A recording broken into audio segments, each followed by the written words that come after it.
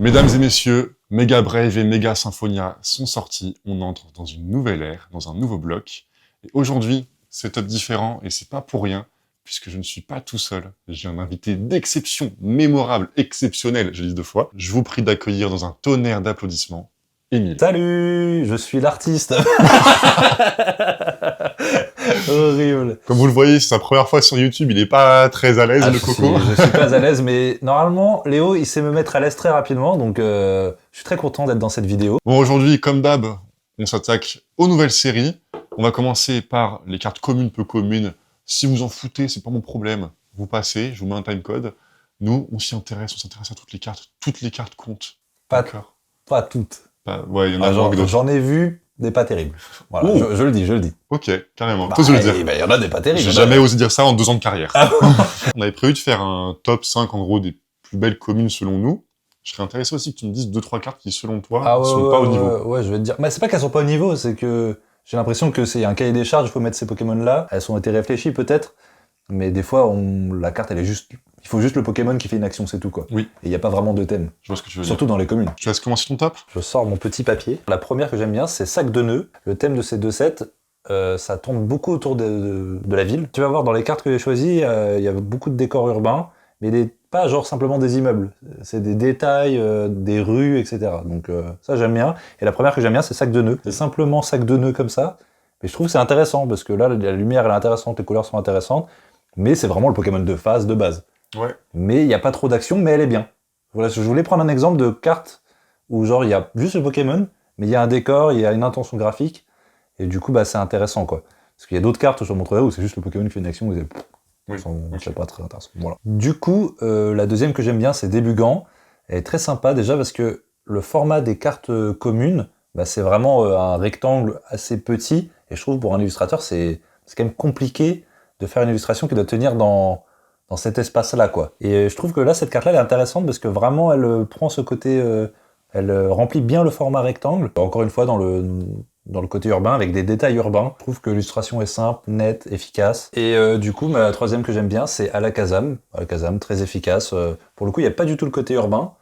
Mais je trouve que pour une carte commune, franchement, elle mériterait d'être en AR en fait. Ouais. Parce qu'elle elle est trop bien. De mon côté, dans un premier temps, j'ai choisi Germignon de Camonabe, qui a fait par exemple le Guerriègle AR de Black Bolt ou White Flare, je sais plus. Pour être de l'aquarelle, mais je pense pas. Ouais. Ça pourrait être de l'aquarelle, mais je pense pas. C'est la phase. Ça fait presque un peu peinture, presque nature morte, mais au contraire, ça fait vraiment lieu de vie, avec ce petit Germignon tout mignon en plein milieu des plantes. L'ambiance, tout simplement, est très belle, et même si c'est pas urbain, contrairement à ce que tu disais tout à l'heure, je trouve que ça s'inclut bien, parce que dans un sens, c'est juste un balcon chez quelqu'un qui habite. Non, bah si, c'est assez, ça peut être assez urbain. Hein. Ça peut être Ouais. le balcon. Moi, je l'aime beaucoup. C'est très aquarellé. Je l'aimais bien. Je savais qu'elle allait être dans ton top. Du coup, je l'ai pas prise. J'étais sûr qu'elle allait être dans ton top. J'étais sûr que t'allais bien l'aimer. On se connaît trop bien. Donc, on est trop potes. Donc voilà, je l'ai pas mis dans mon top, mais elle est trop bien. Là, par exemple, je voulais montrer, mais il y a Elionceau, cette carte-là. On dirait presque un prompt IA. C'est-à-dire, fais-moi un petit lion avec un décor. C'est super basique. C'est horrible de dire que c'est un prompt IA, mais ça, j'ai l'impression ils devaient juste mettre Elionceau, on sait pas pourquoi, et ils l'ont mis, et ça n'a pas d'intérêt, je trouve. En fait, quand tu dis que ça fait prompt IA, c'est que la mise en scène, elle est tellement basique qu'on pourrait croire que c'est un lambda qui a dit à quelqu'un, enfin un IA, Ouais. de faire cette carte-là dans C'est son... ça, ouais, Ok. ouais, c'est ça. Je pense que peut-être que c'est le cahier des charges, il faut faire des cartes un peu basiques, pour pas que toutes les cartes soient incroyables. Pourquoi il ferait ça? Comme ça, vraiment, on accorde de l'importance aux cartes qui sont vraiment bien travaillées, quoi. Et que du coup, bah... T'as des cartes basiques et ils savent que t'en ouvres plein de toute manière, tu t'en fous, tu vois même pas des cartes, autant pas mettre d'argent dans les cartes que trop communes, dans toutes les cartes communes, voilà. Économiquement, ça me semble viable. Voilà, en gros, il y a quelques cartes que on fait ça vite. Ouais. Bah, sachant que Pokémon, c'est avant tout du business, avant de la création artistique. Totalement, ouais. Ça m'étonnerait pas. On passe à ma seconde préférée, Shinji Kanda, sa belette. Carrément, je dis le nom de l'artiste avant le Pokémon. Tout simplement, vous savez, mon amour pour Shinji Kanda, bien que ma vidéo, je l'ai tournée il y a 3 mois et elle est toujours pas sortie. Elle sort bientôt. Il arrive bien à ancrer un Pokémon dans un univers qui est complètement chelou. Personnellement, je kiffe. T'en penses quoi de Shinji Kanda, de cette illustration? Bah moi, je kiffe, mais je comprends toujours pas l'intérêt de mettre des cartes comme ça qui n'ont rien à voir avec le thème un peu commun du truc. Je trouve qu'elle est trop bien. Moi, je trouve ça intéressant qu'ils fassent ça, mais dans un décor urbain, parce qu'il y en a plein des cartes comme ça. Et ma troisième, ce sera Herbizarre de Takumi Wada. Déjà, t'en penses quoi? Parce que j'ai vu que t'avais fait un T'avais fait une tête bizarre quand tu l'as vu. Ah non, bah, elle est super stylée. Hein. Ok, je pensais que tu n'avais pas la tête. Ah non, non, elle est super stylée. Franchement, c'est trop cool. La technique, elle est trop bien. C'est hyper impressionnant le résultat. C'est l'artiste qui a fait par exemple Hermure de Paradise Dragona. Je vous en parle hyper souvent, c'est un artiste assez récent, mais pour autant, on sent qu'il y a une énorme expérience du dessin derrière. Ouais, trop stylé. Franchement, elle tue la carte. Elle tue la carte. Elle tue la carte. Bon, pour la première fois, on va parler des SR. D'habitude, je zappe tout le temps parce qu'il n'y a rien à dire dessus. Concrètement, les SR, c'est une illustration 3D mise en 2D, ça fait un résultat chelou. Là, quand même, il y a du nouveau sur les SR avec ce nouveau bloc, et ça fait du bien, partiellement. Il y a 2 nouveautés. Déjà, c'est que les anciennes Gold Objet ou Stade, elles se mettent maintenant en SR, donc en foulard. Dans un sens, c'est cool, parce que quand t'avais une Gold Objet, génial. T'as eu la carte la plus rare, c'est un objet. Maintenant, ça veut dire que, globalement, on va en tirer, quoi, des cartes objets. On n'a pas encore les taux de drop, mais si c'est autant qu'une SR classique, c'est terrible. T'es là, t'es content, t'ouvres ta display, t'as un brancard. Ah ouais. Attends, Ah ouais, le brancard, quoi. Ah, c'est horrible. Un ballon. C'est catastrophique. J'ai un Powerade. Non, c'est pas dingue. Il y a quand même une bonne nouvelle, et heureusement, déjà, c'est que c'est plus dans les Gold, mais surtout, c'est que les autres SR, les SR Pokémon, elles sont quand même bien plus stylées qu'elles l'étaient avant.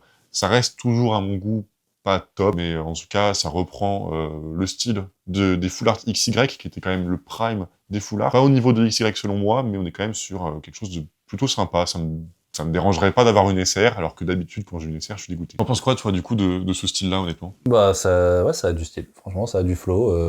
C'est cool. Enfin, j'ai le même avis que toi, en fait. Je trouve que les cartes comme ça n'a pas d'intérêt. C'est ce truc 3D, 2D, etc. Et là, je trouve que du coup, il y a une intention graphique intéressante. Et ouais, ça me rappelle les anciennes cartes trop cool. Surtout une carte d'Alakazam en plus. Et s'il continue dans ce truc de chercher quelque chose de graphique, pas simplement juste le Pokémon en 3D en grand avec des lights, voilà, c'est intéressant. Ouais. Passons maintenant aux airs. Alors, mon top, pas dans l'ordre, hein, peu importe. Bulbizarre, Goupix, Riolu, qui étaient déjà tous sortis, on les connaissait déjà toutes depuis hyper longtemps. Pas des grosses surprises du coup. Alakazam et Nounourson. Du coup, moi, mon top, j'aime bien Riolu, qui est très cool, qui est encore dans ce thème très urbain, donc je trouve que c'est peut-être la meilleure dans ce thème-là. Ah, tu le ponces ton thème, hein. Ah, j'aime bien ce thème. Je trouve que c'est le truc intéressant, c'est l'intention graphique intéressante, tu vois, dans le... J'aime bien la Marshado, c'est bien son nom. Ouais. Marshado, j'aime beaucoup. J'aime bien le Griboureigne. J'aime bien le Elionceau, donc par rapport à l'autre carte Elionceau, là c'est vraiment intéressant. Et j'aime bien la Lézargus, parce que là je voulais juste prendre une carte où en fait c'est intéressant d'avoir juste le Pokémon super bien fait en fait. Techniquement c'est trop stylé. L'artiste de cette carte c'est Licton, et je sais pas si tu vois, la Noctali, avec sa dresseuse à l'arrière, Noctali qui se retourne comme ça. Tu vois pas cette carte? Si, je vois très bien. Ouais, c'est lui qui a fait celle-là. Je vois pas du tout. Je vois pas du tout. J'aime bien du coup la Ninjask et le Munja. Très sympa. Franchement, graphiquement, c'est très cool. T'aimes bien? Mais ce qui est bien en plus avec cette carte, c'est que les deux se relient entre elles. La Ninjask, c'est littéralement le dessus de la carte du Munja. Et le Blitzy aussi, trop cool, hein, franchement. Très sympathique. Super triste comme carte, j'ai l'impression. C'est pas pourquoi. Bah, je sais pas si t'as vu ma dernière vidéo. Sans doute, oui. Dedans, je parlais de un 6H qui marchait sur les traces de son évolution et de sa pré-évolution. Là, c'est exactement le même principe. Ouais, toutes les airs, elles régalent, hein, franchement. Ouais. Moi, je trouve surprenant le Alakazam. Ouais, moi, le Alakazam, du coup, je l'ai mis dans mon top. Il est fait par Aya Kusube, qui est une pionnière des illustrations Pokémon, elle dessine depuis plus de 20 ans. Elle a un style très sombre, et par exemple, elle avait fait une Reshiram et un Zekrom qui faisaient vraiment mystique, comme s'ils étaient, comme si des divinités directement imprimées sur la carte, comme si elles étaient gravées sur un mur. Et je trouve que ça colle bien au personnage un peu sinistre et manipulateur psychiquement d'Alakazam. Ouais, c'est marrant, c'est les couleurs, le traitement, c'est très vraiment old school de fou. Ouais. Ça se voit qu'ils veulent tout le temps mettre une carte un peu old school, j'ai l'impression, dans les sets, pour la nostalgie. Je pense que c'est beaucoup de ça. Probablement. Donc ouais, je pense qu'elle va plaire à plein de gens qui ont aimé les premières cartes. Ouais, c'est vrai que si on débute la collection maintenant, qu'on voit ça, on se dit qu'est-ce que c'est que ce délire. Mais quand tu connais Ayakusube ou les anciennes cartes, c'est vrai que ça fait plaisir de voir ça. Ouais, c'est exactement ça. Et puis du coup, ça tranche énormément avec le Alakazam que j'ai présenté au début. Ouais. Et c'est marrant qu'ils ont pris celle-là du coup en AR, et du coup, je pense que c'est très très business. Ah oui, le nom Ayakusube parle beaucoup plus que la personne, je sais même pas qui c'est, qui a fait l'autre Alakazam. Donc clairement, oui, ils savent ce qu'ils font, ils font pas la Ouais, exactement. Ouais. Et t'as mis la marche à dos. Est-ce que t'avais vu, je suppose, t'avais vu, il y a le Pikachu devant? Oh, bah oui. Ouais. T'as le lore de ça ou pas? Moi, j'ai pas. Pourquoi Marshado, il a l'ombre de Pikachu? Ouais, Qu'est-ce qu'il veut? Bah je sais pas. Non, j'ai pas le lore. Si quelqu'un sait, je serais hyper intéressé de le savoir. Mettez-le en commentaire toute l'histoire si vous avez. Oh, j'attends d'être youtubeur. Bah non, j'ai pas le lore, et c'est marrant, ça me fait penser à genre à Mimiki. Ouais. Mais du coup, c'est peut-être le pote à Mimiki. Et peut-être que du coup, il y aura une autre carte avec Pikachu qui se fait happer par Mimiki en face. Et en parlant de Mimiki, ça fait une super transition pour les SAR. On va commencer avec Margie, Suis pareil, qui est une figure ancestrale, un pilier de Pokémon. Récemment, elle a fait la Mentali du Terrassal Festival. Et ce qui est assez fou, c'est que bien qu'on reconnaisse son traitement des couleurs, moi personnellement, je ne reconnais pas son traitement du volume. Donc Sui, elle a des couleurs très pastel, très vibrantes, un rendu très lumineux, ce qui est le cas ici, mais d'habitude, son rendu est très plat. Alors que là, on a une illustration qui a du volume. J'ai hâte de voir ce que fera Sui à l'avenir, parce que personnellement, je préfère largement ça à ce qu'elle fait d'habitude, alors que d'habitude, j'adore déjà son style. Là, vraiment, je suis hyper fan de la carte, et je trouve ça très touchant, en plus, la mise en scène de Margie qui coud le costume de Mimiki, son pauvre petit Mimiki qui veut juste se faire aimer dans le lore. T'en penses quoi, toi, de cette carte? Bah moi, franchement, la carte, elle est trop bien. Graphiquement, super intéressant. Je pense que c'est un travail qui est digital. Donc c'est fait à la tablette. Et j'aime trop quand, en fait, tu travailles à la tablette, mais t'as un rendu totalement traditionnel, en fait. On a l'impression que c'est une peinture. Ouais. Voilà, quelqu'un qui n'a pas l'œil spécialement aguerri pourrait pas dire que ça a été fait à la tablette. Ça fait très illustration Disney un peu à l'ancienne, aussi super intéressant. Moi j'aime beaucoup quand les artistes digitaux font des trucs un peu traditionnels. Là, dans la même veine, on a Lily de Satoma, c'est sa première SAR, et c'est juste monstrueux comme travail pour une première SAR, c'est encore au-delà de mes C'est attentes. sa première? C'est sa première SAR. Alors il ou elle a fait plein de cartes avant, Des styles. mais que des communes, je crois, et peut-être une AR, il me semble. Ah, il a mis le paquet, hein. Ouais, non, franchement, c'est fou. Et pour avoir beaucoup de cartes de Lily en full art dresser, celle-ci, pour moi, elle est vraiment au-dessus de toutes les autres, alors qu'il y en a des très belles déjà. Voilà, ce serait franchement épatant que ce soit fait au traditionnel, c'est peut-être le cas, on sait pas. On dirait du crayon de couleur avec de la gouache, le traitement est parfait. Là, je sais même plus dire si c'est digital ou traditionnel. Je pense que c'est digital, le travail est de grande qualité. Tu vas me dire si je me trompe, mais je pense que ça montre quand même une compétence technique qui est hyper élevée, de savoir mimer du traditionnel avec un outil digital. Ouais. Après, ça peut être les deux. Ça peut être un travail qui a été fait d'abord au traditionnel, et ensuite a été numérisé pour avoir un rendu parfait avec le digital, en fait. Ok. Voilà, ça peut être ça, hein. Ou simplement c'est du traditionnel, et là on est épaté, bluffé de fou, là. Mais ce serait encore plus fou, je trouve, que sur du traditionnel. Ouais, franchement, ce serait trop bien de savoir. Ouais, après, je vais te montrer les autres cartes, mais connaissant son style habituel, à mon avis, c'est du digital qui le fait. Je connais pas trop, donc oui. Ok, ouais, digital. Très bien. Mais c'est ça qui est fou, c'est que sur les autres, ça se voit que c'est digital. Là, ça se voit pas spécialement. Là, encore moins que la Margie, je trouve. Ah oui, totalement. Là, je trouve que c'est vraiment bluffant, quoi. C'est super cool. Ouais, Major Bob. On en parle de Major Bob. Mais elle est trop marrante, hein, franchement. En vrai, la personne qui a fait ça maîtrise. Hein. Je trouve que y a rien à dire. Le mec, il sait très bien faire son travail. Mais après, là, c'est vraiment une question de style. Là. Ouais, c'est ça. Là, ça fait très BD indépendante. Franchement, c'est marrant. Moi, je trouve ça très cool. Ça fait dessin de presse un peu. Ouais. Je trouve que c'est le bon terme. Donc c'est intéressant. Mais je conçois qu'un collectionneur qui chope cette carte-là au lieu de Lily, il est dégoûté. Parce que je pense qu'elle vaut même pas elle vaut rien, genre. Ouais, elle vaut 8 €, quoi. Voilà, c'est ça, et encore. Pas sûr de rembourser son booster. Ouais. Mais non, elle est cool quand même. Franchement, artistiquement, elle est très chouette. Ça, moi, j'ai des trucs à dire dessus. Bah, elle tue sa mère. Hein. Comme dit mon collègue Émile, elle tue sa mère. Arita est monumentale. Elle fait beaucoup penser cette carte dans l'univers urbain. Tout à fait. À Bruyverne. SAR. J'ai cru que t'allais dire Batman. C'est totalement Batman. C'est totalement le délire Batman. Et justement, Bruyverne alternative, tu sais, c'est une chauve-souris un peu. Oui. Il saute d'un bâtiment, ça fait vraiment penser à Batman qui fonce sur l'ennemi. Et je trouve ça trop stylé. Personnellement, cette carte, je suis hyper fan. C'est vraiment Batman White Knight.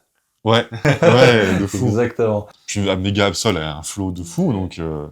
Non, franchement, magnifique. la carte, elle tue. C'est marrant parce que moi, quand j'ai vu cette carte en passant tout à l'heure, j'avais l'impression que c'était de la 3D. En fait, quand tu cliques dessus, après, tu te rends compte, en zoomant, etc. Mais en fait, il y a vraiment un rendu très 3D. Ça, c'est pas la 3D? Ah non, je crois que c'est pas de la 3D. Hein. Non, non, C'est fou. non, c'est pas de la 3D. Ouais, ça a quasiment le même rendu que les cartes SR, mais je suis persuadé que là, c'est pas de la 3D. Ou sans doute, peut-être qu'il a le modèle 3D en référence. Je ne pense pas que ce soit de la 3D. Ok. Moi, j'étais convaincu qu'il utilisait la 3D. Alors peut-être qu'il utilise la 3D pour... tu sais, moi, des fois, ça m'arrive de prendre un modèle 3D, et ensuite, du coup, tu as la pose, et c'est ta référence, et du coup, tu dessines par-dessus. Et là, je pense que non, c'est pas de la 3D. Enfin, en tout cas, là, c'est pas purement de la 3D. Ok. Voilà, c'est un mix des deux. Alors, mon très cher Émile, Mhm. t'en penses quoi, cette carte? Franchement, bah, elle est trop stylée, hein. Ok. Elle est incroyable. Encore une fois, dans le décor urbain, ce sera le thème, tu pourras le mettre en titre, hein, le décor urbain. Mais du coup, bah, ce qui rend la carte très intéressante, quoi. Ce qui rend la carte intéressante dans ce thème-là. Très My Hero Academia. My Hero Academia, c'est la parfaite référence pour cette carte-là, je pense. Ok. Toi Tu me demandes pas, moi. C'est bon, reste tranquille. Et toi, t'en penses quoi, Léo? Merci de poser la question. Ouais. Ton œil aguerri. Alors, mon aguerri de collectionneur me dit que cette carte va plaire beaucoup. Enfin, je le sais, de fait. C'est évident, ouais. Personnellement, je suis pas fan. Alors que j'aime beaucoup l'artiste. J'aime beaucoup les clins d'œil avec les autres Pokémon méga évolués en dessous. L'illustration est chargée, voire pour moi, trop chargée. Et celle-là, t'en penses quoi? Graphiquement, elle est super intéressante, hein. Pareil, belle couleur. De petite copie de Florizarre en dessous qui n'a pas trop d'intérêt dans la carte, mais voilà.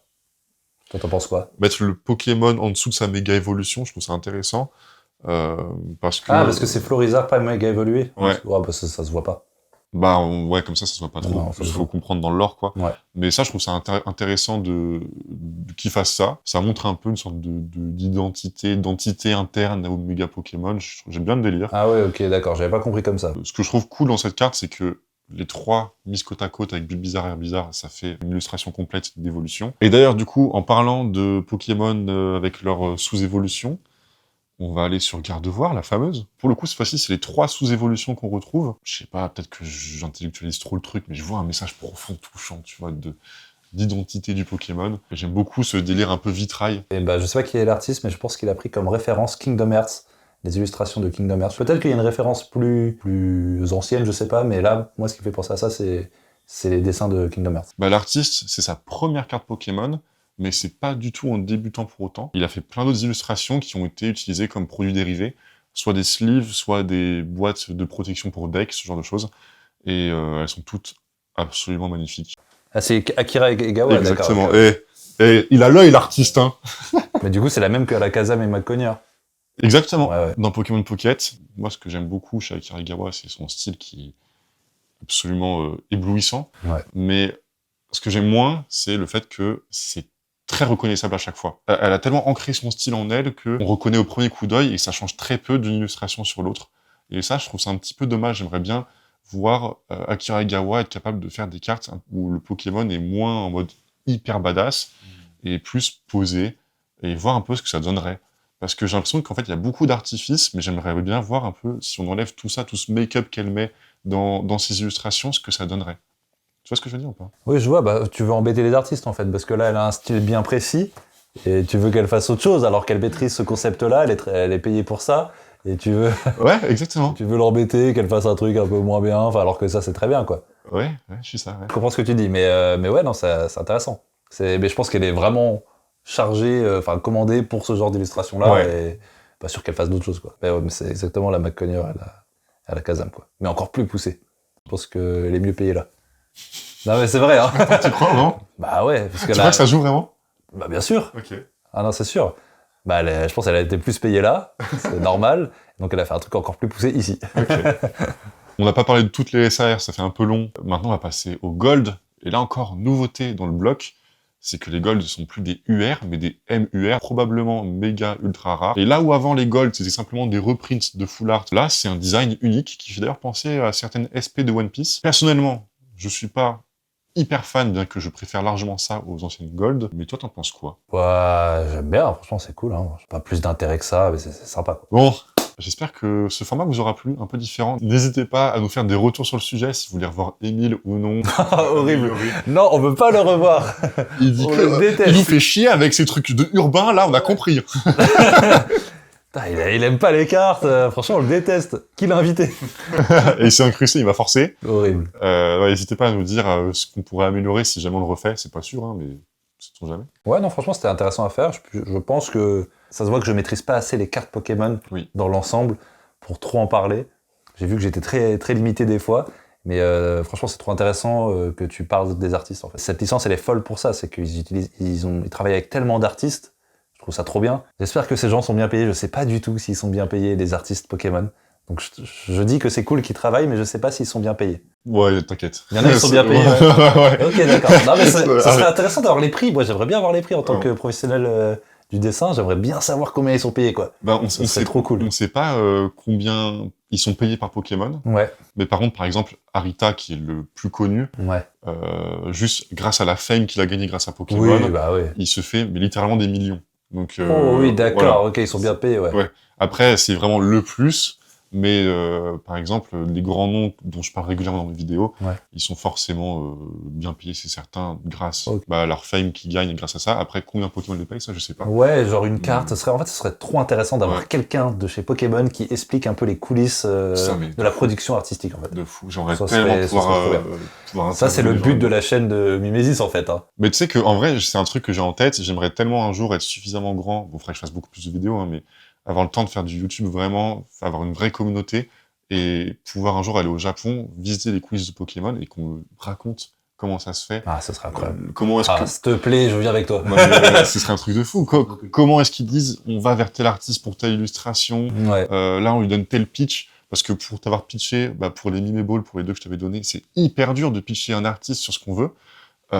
Et je me demande comment ça se fait, et je pense qu'il y a un travail qui est monstrueux, une organisation qui est folle, avec des plannings hyper serrés. Ouais, je pense que ça doit pas être simple d'être illustrateur Pokémon, surtout ceux qui en font plein. Donc ça doit être cool parce que t'as beaucoup de travail. Le travail est illimité.